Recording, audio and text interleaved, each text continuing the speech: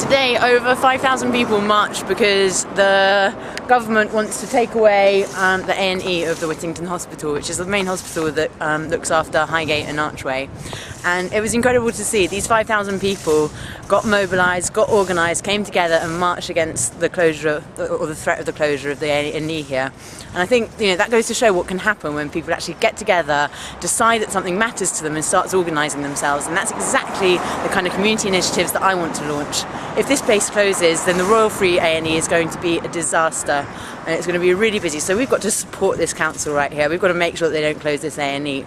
It's brilliant. I'm really inspired by the great work of these 5,000 people who decided to come out on a Saturday and make a difference.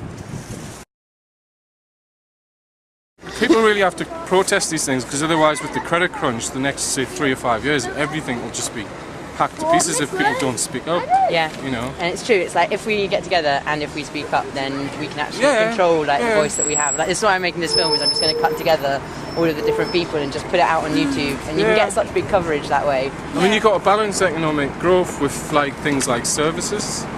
Yeah. Like how important is having 3% economic growth. Yeah. You know what I mean, compared to like kids having hospitals, decent schools, and all the rest of it. This country's gone too much like America. It's like, what about Sweden and things like that? Yeah, I really agree with you. Yeah, check out our blog, I think you'd like it.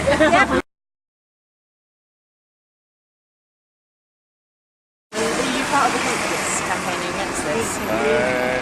What should I do? No, I'm just an individual, but I'm actually a trade unionist, not on this particular issue. Do you think the activism's working here? Well, I mean, I think for a lot of people it's probably a first chance to have a go at some resistance with all that's happening with the banks and the crisis, and now we're being told we've got to pay for it with all the cuts everywhere. Yeah. And this is a chance for people to try and do something about it. Cuba, which is a third world country, right, has a health system which is free, which is better than ours in terms of its results. Yeah.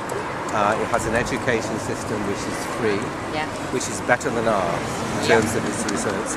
And it manages to do this because it's actually working in the interest of ordinary people, right, for the people. Real sense of community. Not for people's profits and companies' profits and bankers' And do you feel kind of let down by the government well, for this one? I knew that Eternally let down. I knew they would let us down. Yeah. I knew what they were doing. And actually, if you look in the early period of this government, you find that they were placing bankers, people who came from the city, in many of their crucial committees.